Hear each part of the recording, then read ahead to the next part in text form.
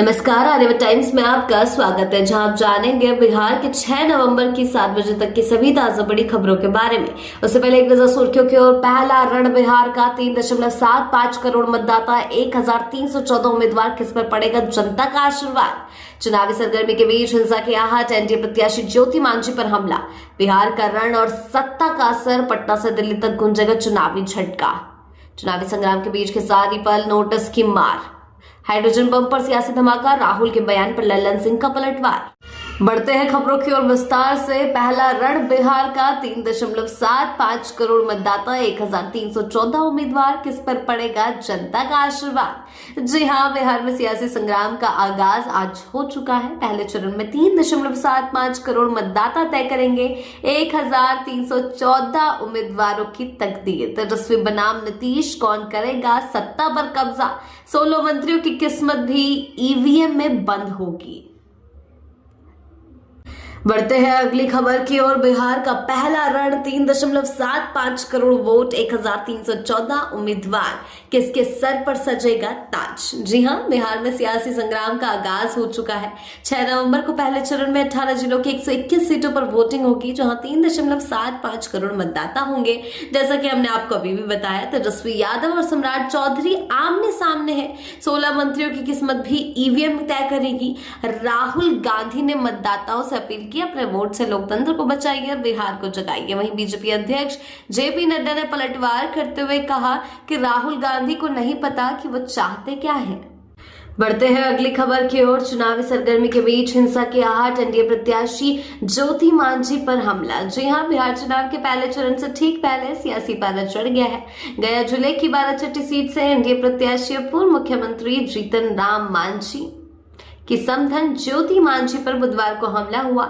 जनसंपर्क के दौरान बाइक सवार 2 युवकों ने पथराव कर दिया, जिससे उनके सिर में चोट लग गई। दूसरी बार चुनावी मैदान में उतरी ज्योति मांझी इस हमले से घायल हो गई, लेकिन उन्होंने हिम्मत नहीं हारी और समर्थकों से कहा, डरने वाली नहीं हूं, जनता का आशीर्वाद मेरे साथ है। बढ़ते अगली खबर की ओर। बिहार का रण और सत्ता का असर, पटना से दिल्ली तक गूंजेगा चुनावी झटका। जी हां, चुनावी दंगल अपने आखिरी दौर में है और अटकलों का बाजार गर्म है। हर गली मोहल्ले में राजनीति की हवा चल रही है। पत्रकारों के जहन में भविष्यवाणियों का तूफान है। कोई सत्ता परिवर्तन की बात कर रहा है तो कोई गठबंधन की कहानी गढ़ रहा है।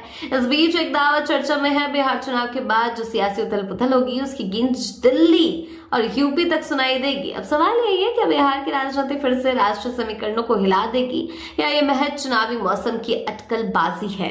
बढ़ते हैं अगली खबर की ओर। चुनावी संग्राम के बीच खेसारी लाल पर नोटिस की मार। जी हां, बिहार विधानसभा चुनाव के बीच छपरा से 8 जुड़े उम्मीदवार और भोजपुरी सुपरस्टार खेसारी लाल यादव नई मुश्किलों में फंस गए हैं। नगर निगम ने मुंबई के मीरा रोड स्थित उनके घर पर लगे अनाधिकृत पत्थर के शेड को लेकर नोटिस जारी किया है। कहा गया है कि पत्थर का शेड तुरंत हटाया जाए, वरना अतिक्रमण विभाग कार्रवाई करेगा। चुनाव प्रचार के जोश के बीच यह नोटिस खेसारी लाल के लिए सिरदर्द बन गया है। बढ़ते हैं अगली खबर की ओर। हाइड्रोजन बम पर सियासी धमाका, राहुल के बयान पर लल्लन सिंह का पलटवार। जी हां, बिहार चुनावी माहौल में राहुल गांधी के हाइड्रोजन बम वाले बयान ने सियासी तापमान बढ़ा दिया है। अब इस पर केंद्रीय मंत्री राजीव रंजन उर्फ लल्लन सिंह का तीखा पलटवार आया है। लल्लन सिंह ने राहुल गांधी के आरोपों को अनगढ़ प्रलाप बताते हुए कहा कि चुनाव आयोग वोट चोरी नहीं करता, बल्कि विपक्ष ने घुसपैठिए को वोटर बना लिया है। बढ़ते हैं अगली खबर की ओर। पहले चरण से पहले प्रशासन सख्त, डीजीपी का अल्टीमेटम, गड़बड़ी की तो होगी तुरंत गिरफ्तारी। जी हां, बिहार में पहले चरण के मतदान से ठीक एक दिन पहले प्रशासन पूरी तरह चौकन्ना हो गया है। डीजीपी विनय कुमार ने बुधवार को साफ संदेश दिया कि चुनाव के दौरान हिंसा या उपद्रव फैलाने की कोशिश करने वालों पर प्रिवेंटिव डिटेंशन के तहत तुरंत गिरफ्तारी होगी। उन्होंने कहा कि चुनाव खत्म होने के बाद ऐसे लोगों को बॉन्ड पर रिहा किया जाएगा, लेकिन उसके खिलाफ सख्त बॉन्ड जो है भरने की बाध्यता तय की जाएगी। मतदान से पहले डीजीपी का सख्त रुख साफ संकेत देता है कि प्रशासन इस बार किसी भी सियासी या सामाजिक गड़बड़ी पर जीरो टॉलरेंस की नीति अपनाने के मूड में है। बढ़ते हैं अगली खबर की ओर। शहाबुद्दीन पर हमला, मनोज तिवारी का तेजस्वी पर तीखा वार। जी हां, बिहार चुनावी प्रदर्शन का एक और गर्म अध्याय। कैमूर के रामपुर प्रखंड में जनसभा को संबोधित करते हुए बीजेपी सांसद मनोज तिवारी ने महागठबंधन और तेजस्वी यादव पर तीखा हमला बोला।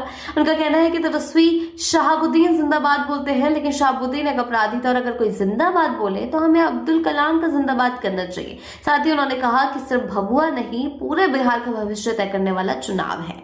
बढ़ते हैं अगली खबर की ओर। अखिलेश का ऐलान, बिहार में तेजस्वी बदलेंगे सत्ता का समीकरण। जी हां, बिहार बिहार विधानसभा चुनाव के रण में अब यूपी से भी सियासी समर की गूंज सुनाई दे रही है। नवादा के ITI मैदान में बुधवार को जनसभा को संबोधित करते हुए सपा प्रमुख और पूर्व मुख्यमंत्री अखिलेश यादव ने एनडीए पर जोरदार हमला बोला। उन्होंने कहा कि बिहार को अब नई दिशा और नई सोच की जरूरत है और जनता से अपील की कि तेजस्वी यादव को बिहार का अगला मुख्यमंत्री बनाए।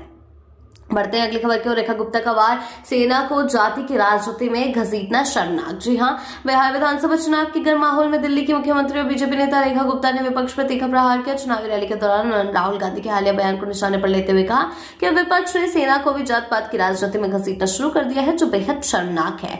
बढ़ते हैं अगली खबर की ओर। बिहार में अब जनता की बारी, अखिलेश नवादा से भरी तेजस्वी के समर्थन में हुंकार। बिहार चुनाव का काउंटडाउन अब खत्म हो चुका है। आज 6 नवंबर को जनता अपने वोटों से उम्मीदवारों की किस्मत तय करेगी। मतदान से पहले पिच पर नेताओं की रैलियों का शोर भी चरम पर रहा। इसी कड़ी में समाजवादी पार्टी के राष्ट्रीय अध्यक्ष अखिलेश यादव ने नवादा में जनसभा को संबोधित किया, जहां उन्होंने महागठबंधन के पक्ष में वोट देने की अपील की। अखिलेश ने कहा है कि बिहार अब बदलाव चाहता है। बढ़ते हैं अगली खबर की ओर। चिराग पासवान का हमला, आरजेडी का DNA ही है हुड़दंग और जंगल राज। जी हां, बिहार चुनाव के बीच सियासी वार पलटवार तेज हो गया है। पटना में पत्रकारों से बातचीत के दौरान केंद्रीय मंत्री चिराग पासवान ने आरजेडी पर सीधा निशाना साधते हुए कहा है कि हुड़दंग मचाना, गोली बारूद का इस्तेमाल करना, ये सब आरजेडी के कल्चर का हिस्सा रहा है। उन्होंने आगे कहा कि यही वही 90 के दशक वाला दौर है जिस जंगल राज की चर्चा आज भी बिहार की जनता करती है। बढ़ते हैं अगली खबर की ओर। ललन सिंह पर FIR के बाद बयान, वीडियो अधूरा, आरजेडी का ट्वीट भ्रामक। जी हां, मोकामा में अनंत सिंह के समर्थन में प्रचार के दौरान किए गए बयान पर FIR दर्ज होने के बाद केंद्रीय मंत्री और जेडीयू नेता राजीव रंजन उर्फ ललन सिंह ने पहली बार चुप्पी तोड़ी है। बुधवार को उन्होंने कहा कि चुनाव आयोग एक संवैधानिक संस्था है, हम उसका पूरा सम्मान करते हैं। ललन सिंह ने आरोप लगाया कि जिस वीडियो को लेकर विवाद खड़ा किया गया वो अधूरा दिखाया गया है और आरजेडी ने भ्रामक ट्वीट कर सच्चाई को तोड़ मरोड़ कर पेश किया है। बढ़ते हैं अगली खबर की ओर। चिराग पासवान का आरजेडी परिवार जंगल राज की जड़ें आज भी जिंदा है। जी हां, बिहार विधानसभा चुनाव के बीच केंद्रीय मंत्री चिराग पासवान ने आरजेडी पर जमकर निशाना साधा है। पटना में पत्रकारों से बातचीत के दौरान उन्होंने कहा, हुड़दंग मचाना, गोली बारूद का इस्तेमाल करना, यह आरजेडी के कल्चर का हिस्सा रहा है। चिराग ने आरोप लगाया कि आरजेडी वही 90 के दशक की राजनीति दोहराना चाहती है जब बिहार जंगल राज की गिरफ्त में था।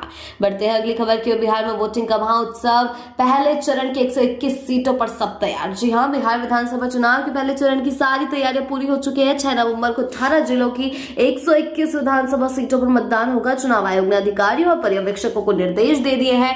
मतदान को लोकतंत्र का उत्सव बनाया जा रहा है। आयोग ने कहा है कि मतदान केंद्रों पर ऐसा माहौल तैयार किया गया है जिससे ज्यादा से ज्यादा लोग वोट देने पहुंचे। बिहार की ऐसी ताजा बड़ी खबरों के लिए जुड़े रहे आर्यभट्ट टाइम्स के साथ ही चैनल को सब्सक्राइब करना ना भूलें और हमारी फेसबुक और वेबसाइट के साथ भी जरूर जुड़े।